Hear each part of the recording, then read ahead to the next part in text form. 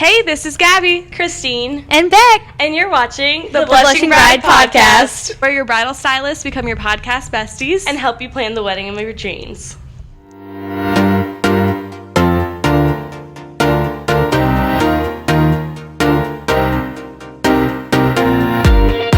So welcome back. I'm sure you noticed something different today. We have a special guest and an amazing new setup. We've been so excited to film this episode. Yes, so today we have Beck from Brushed by Beck. She is an amazing florist, so we're so excited to talk all things wedding flowers today. So can you give us like a little background on your business, absolutely. how you started, all that? Yeah, so I started when I was 14. Oh my God. Yeah, my mom got remarried, and so the kind of gig was to get us all together as a family, especially her and her daughters, to do something fun to look forward to for the wedding, and that's where I was introduced to flowers. It's been 14 years. So that is a long time, a little baby flower girl all the way to a grown lady still doing the flowers. So it's my bread and butter. That's amazing. And is most of your business weddings or? Yeah, I would say about 80% is weddings. We recently opened a retail store, so Check it out. now we do everyday arrangements, and it's all flowers every day, all the time. Oh, I love that. And she actually did my wedding flowers. Yeah. So this is like full circle moment here. It's so exciting. It was a beautiful wedding. And some of the flowers you see behind us, Yes. you guys did set up for us and around the store. So we have some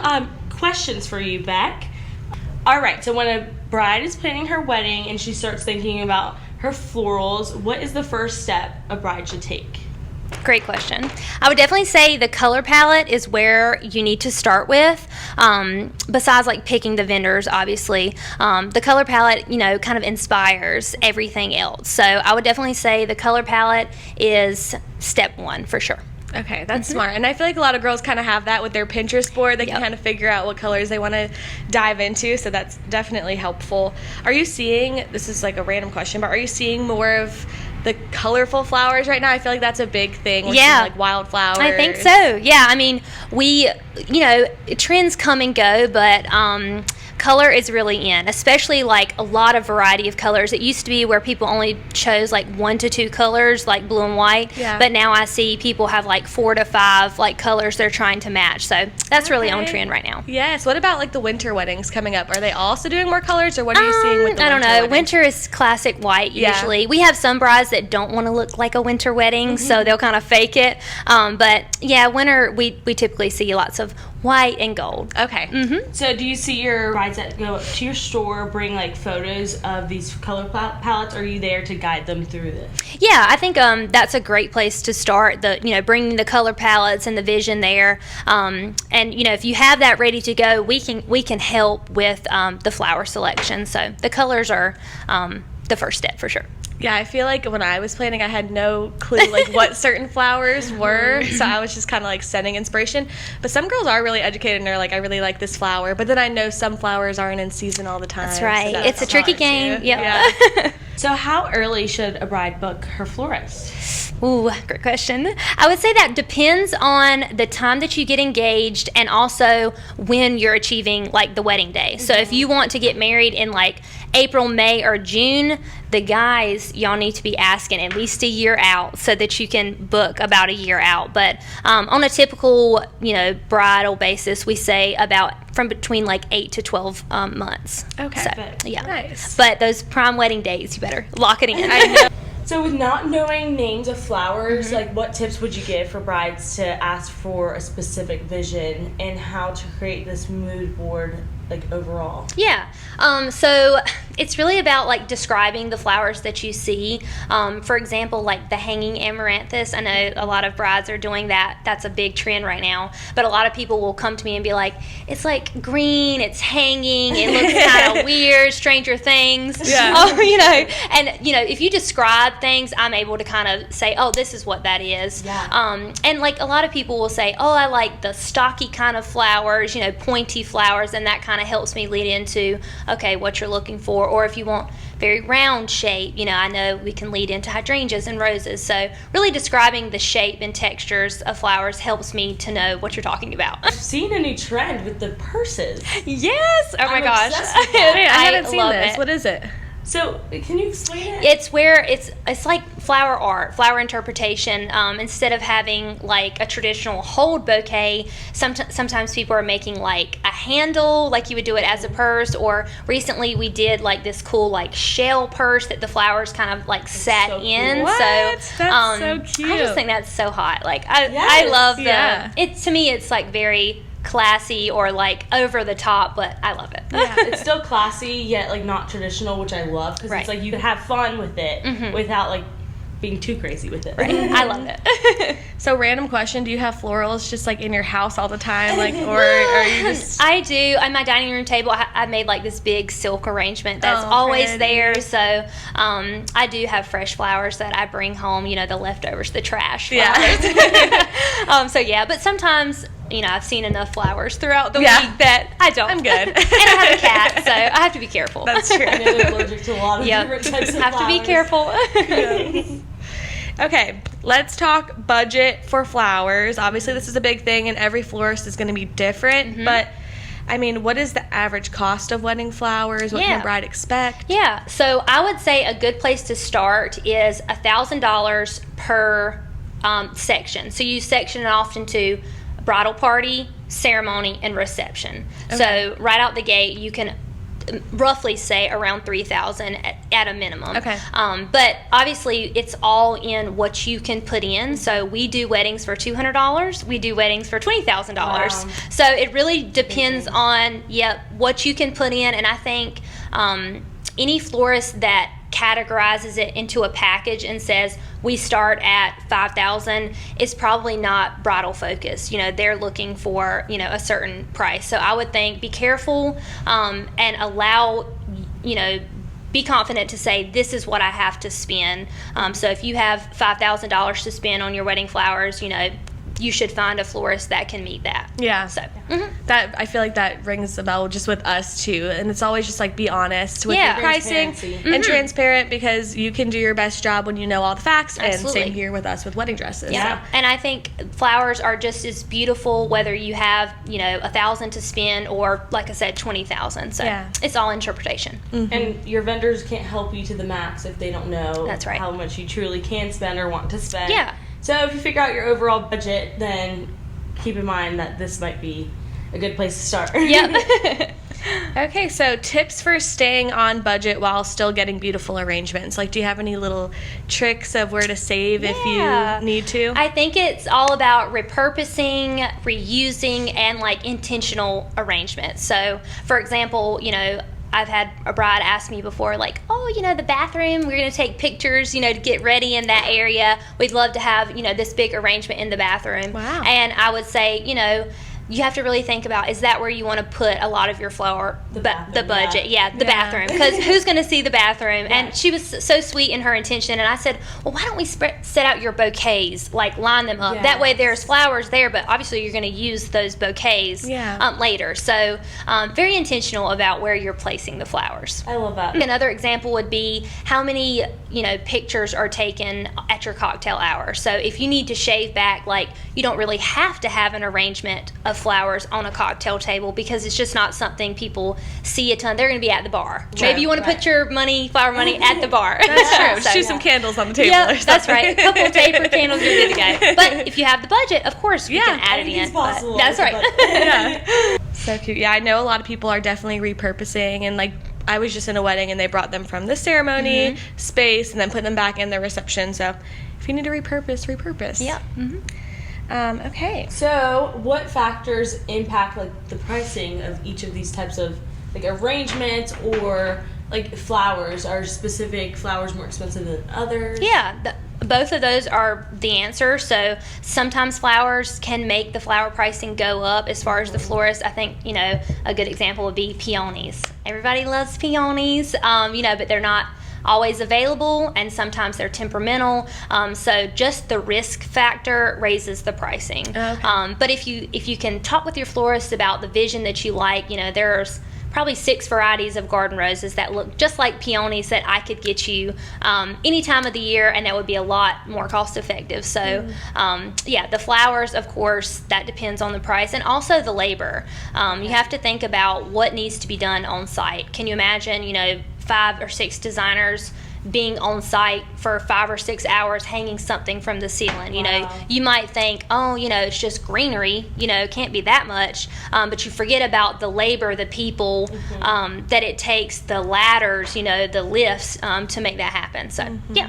And I'm sure y'all are precise with the placement. Like, yes. We just have when you like picture something, you think about how it looks, but you don't think about how each thing has to be placed, so like, particularly. Yep, and like just for example, like something like this, you have to remember every single stem is placed by hand. Wow. So you know that takes time and it does take craft. So yep, labor on site can definitely jack up the price. Yeah. I remember on my day, I remember like sitting up in the bridal suite and watching you do yep. the arbor. It was so fun to watch it just like develop and turn out so beautiful.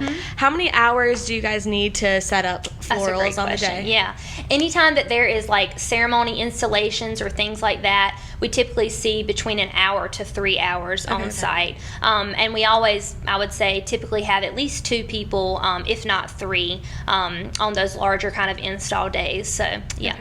Need a couple of hours. Okay, keep that in mind for your timeline. So since I'm not familiar, if you're repurposing something, it's like you have it in a way where someone can take it down. Y'all are not dealing with that. Do you guide the bride and family through that? Sometimes our team is needed to move those depending on what it is. Maybe it be something that is mounted in a certain way that you have to take it, you know, off to keep the flowers intact. But wedding planners are awesome. They do a lot of that heavy lifting too. They don't get enough credit. But yeah, it's a case by case. So yeah. Yeah. And I love how you spoke about the art of it, because it's such a cool industry, because it's not just the labor, it's the art that really it creates that end product. Yep, that's right. That's why we call ourselves floral artist. That's so cool. That's my name, you know, instead of just a typical florist. Because I do think, you know, there's a level of artistry that comes into, and you want that for your wedding. You know, you might not need that for a birthday arrangement. Of course, you want it to be beautiful, but for your wedding, you know, you want to have somebody that knows a little bit about the craft. Professional. And I think you being passionate about it too makes all the difference, because you're not going to just put something up that's not going to look good. Exactly, And I think that kind of goes back into, if you find a florist out there who's like, oh, my package starts at $8,000, that to me seems a little, you know, them focused and not very you focused. You know, it's your wedding day, so you should be able to accommodate whatever budget, whatever vision the bride has. Yeah, I love that.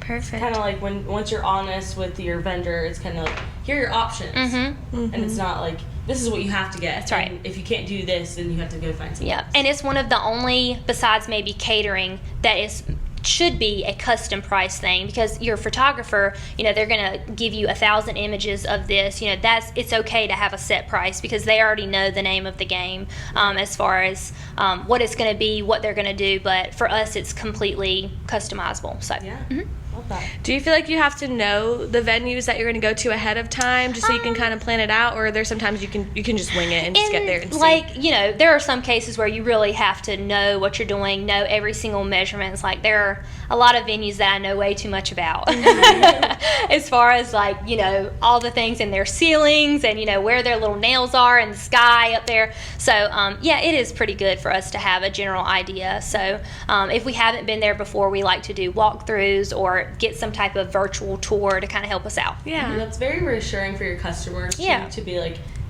I've worked weddings there tons of times, I've got you covered. And that kind of makes the bride feel a little bit better. And also for us, it makes us feel comfortable if I've seen the space, because when it's somewhere you've never been, you're like, yeah, this looks different than what I thought. So and it's like when you give yourself, like, let's say 2 hours to set up, and then something happens. That's right. It's kind of better to know where all the things go. All right. So we're going to transition to the fun stuff, trends, and what's coming in the upcoming years. What have you been seeing for this year, like 2025, 2026 brides? What have been like the main things that brides have been asking for? I would say the color trend, the butter yellow. I know y'all butter yellow. I saw some beautiful bridesmaids dresses in butter yellow. That is definitely on trend. I felt like last year a lot of people were doing all black bridesmaids dresses, and that was so beautiful, so timeless. And this year I've seen a lot of like the butter yellow. I've also seen a lot, I feel like for a time we went away from the texture or the pattern for the bridesmaids, but I feel like that's coming back in a more of a modern way. So that's on the trend. For flowers, I'm seeing calla lilies, orchids, the hanging amaranthus like I was talking about. So there are definitely some trends that I'm seeing that'll probably stick around to the 2026 And too. that's so fun. Like orchids, like you don't really see that a lot. It's so cool. It's coming up. Are calla lilies the like tall ones? Yep, they're very tall. They kind of have like a cone. It looks kind of like an ice cream cone. I'm obsessed with that. I think I just saw saw a wedding you did, and it was so beautiful because it was like so delicate. And They're like, so delicate. So nice. It's such a unique look It too. is. It's To like, me, they look kind of like champagne flutes. yes, Like it somebody does. needs to do like a picture where they're like drinking out of it. Yes, That would be so cool. that's so cute. What about fall time? I know you said winter's more white, and then this is more colorful. Fall, I feel like you were thinking back in like the 2000s trends, everybody was doing like the basic fall colors, but for the fall, especially like the 2025, 2026 vibes, I'm seeing a lot of more earthy tones. Okay. More like kind of woodsy, Yes. instead of like bright orange or burgundy. Yeah. More of like the neutral, earthy kind of vibe. Okay. I know pampas grass was like really big Yes. in 2022 when I got married. Is that still happening? Yeah, or not there's so some much? pampas grass. It's kind of it's leading more less pampas grass but grasses. Okay. So like monkey grass and things that you bunny That's tail. I know. So it's every trend starts with a good idea and then it refines. Okay. So I think we're refining that. I had pampas grass at my wedding, so I wish I could go back and refine it. Yeah, it's funny how everything changes. Like I said that with pearls. Like pearls are always a thing on wedding dresses, but how they're used just That's right, changes. it changes. So. Mhm, That's exactly. why the word timeless is kind of tricky because at the end of the day, everything's going to change. That's right. Mhm. Even if it's just like a little bit. Yep. Yeah. So just do what you love at the end Yes, of the day. that's the most That's right. important thing. Are you still seeing a lot of boutonnieres and things like that, or is that? Yes, in a modern way. Okay. So we do a lot of like the pocket squares, boutonnieres. I'm doing like more of the elongated. A lot of times you see like boutonnieres that are kind of short and cut off. But we're doing some more long, kind of Ooh, funkier versions. cool. So, it's more refined, but we still see boutonnieres. Yeah. I'm just thinking how we did different types of brides wedding dress shopping. I'm sure it's the same for you with like different types of brides with flowers because Yep. you've got like your modern edgy kind of girls, Yep. and then you got your more traditional. Yeah. That's probably cool Do for you you. to get see. like really excited when someone has like an out of the world idea? Oh, yes. Yeah. Recently, I'll tell a brief story here. This girl had her grandma had this swan that was like made of concrete, and she always put like a fresh fern in it every year. And she told me, y'all don't copy her now. She told me, she was like, yeah, I want to put flowers in this swan. And I was like, oh, you should dive into the swan theme because that's something I really haven't seen, and that's so wedding, that's so Wow. romantic. And she showed me the updated vision board, and I almost threw up and died. Oh I mean, my it was God. like swans everywhere. We're going to do swans, like lining the aisle. She's got all these different versions. They're in her like napkins and all this stuff, and I'm dying. I can't wait for that wedding. That's so fun. That's so cool. And you want to do things that are true to you. Like she had the backstory, Right. behind it. So I think that is, to me, her wedding will be beautiful and timeless for her 50 years from now Yeah. because Love she that. did something that means so much to her, and she dove into that theme. So Oh, I love that. That's Isn't that so cool? unique. That's really good advice for like thinking about a theme. Like Yep. pick something Oh that's my gosh. you and yes. go for it. Yep. Like one time we had a wedding. Her dad was like a sailor, and you think of like sailor parties or things, birthday parties maybe, but she went for a very refined kind of like sailor anchory wedding that didn't look like the blue and white stripe. It looked very like coastal, but kind of like, I don't know, fisherman vibe. And you would think it would be kind of weird, but it was such a beautiful wedding. Oh, So- that's so cute. I love that. What are some items that are forgotten about when wedding planning? For example, like cake flowers, the welcome sign, all that. I would say like you said, boutonnieres are sometimes forgotten. You know, you forget about your uncle or maybe your usher, somebody that you wanted to. A lot of times people forget about the blooms for the flat lays. You know, the flat lay is basically what the photographer takes of like your shoes, your perfume. So I always tell brides, if you're taking the time to like make this box of beautiful items that you want special photographs for, you should definitely add blooms into that. And it seems like we always get to the wedding day and the photographer's like, hey, can I have some blooms? You know, and I'm like, well, I don't want to cut them. So don't forget that. Okay. Flat lay. That's good to know because I definitely probably forgot Yeah. that. We did it for years. So what type of florals would you recommend for a timeless look? Timeless look. I would always say the rose. The rose will be here before you're born and after you're dead. Yeah, that's true. A rose is timeless forever. I feel like, you know, if you could look back from the 60s, the 50s, a rose and a bouquet is always there, and 100 years from now, the rose will still stand alone. And I feel like a rose is so just romantic. Yeah, And it's I mean, just it always is a sign of love. So. And you don't have to use like a grocery store rose. There's so, Yeah. I mean, even we use like hundreds of different varieties of roses. So I think if you want timeless, something that, you know, the hanging amaranthus will probably go out of style, but a rose never will. That's true. Who knew there were hundreds of types Hundreds of of roses? thousands. Yeah, I did not know that either. Yep. Mm-hmm. And so, this is probably a dumb question. So, do these roses just, they all come in different colors? That's a dumb question. Like, do they ever dye flowers? Yeah, Or? so there are dyed flowers out there. We don't use any dyed flowers, all, you know, living what they're actually grown in. So there are flowers out there that are dyed. We don't typically use those in weddings, but yeah, there are even like, I could think of like 20 different varieties of a pink rose. Wow. Okay. So, you know, there's so much variety out there if you really just let your florist go with the color. So that's why I say don't pick the flower, pick the color, and then let us kind of soar. So you can get something kind of unusual. Yeah. I love that. Cool. What about fake flowers? Are you seeing a lot of fake flowers? Because you do silk flowers. Yeah, too, we don't do you? silk flowers. I think silk flowers, there's a place in the wedding world for them. I think of a good example, hanging flowers. You know, you can lower the cost. You could do fresh greenery and silk flowers hanging.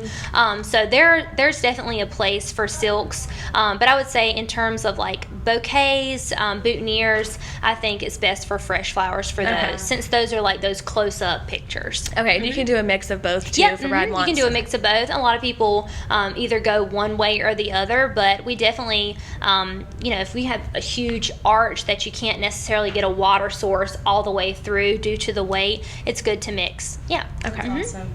Do you know how a lot of brides will preserve, is that what it's called? Preserve their bouquet afterwards? Yeah. Do you have any tips for that? Of course. So the best thing you can do is to take it out of water. Don't keep it in the vase of water that it comes in.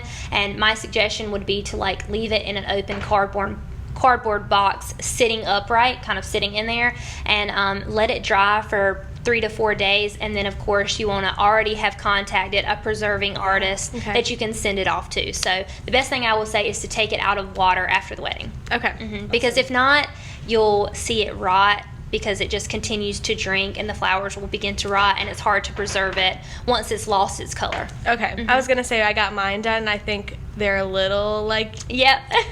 yellowish, brownish, probably because I didn't know. I mean, That's also I right. didn't know that I was going to get them done. They surprised me with it, so that was really sweet. Yep. They're so beautiful, Yeah. but the color does definitely change a little Yep. bit. So taking them out of the water, you know, after it's done helps the color. Okay. That's nice because when you look back at those flowers, you kind of want it to be like the same colors as it was the day you got That's married. right. And there are super skilled artists out there that can like do recoloring for them, whether they like paint the blooms. So if that's important to you to have them look like that color, you can just tell the artist to do so, and they could do that. Okay. Nice. All right, so we're going to get into rapid fire questions. So, what type of flowers hold up best in the heat for these summer brides? I would say roses. Roses. Yep. Okay. So that's another pro for roses. Yep. Do the roses.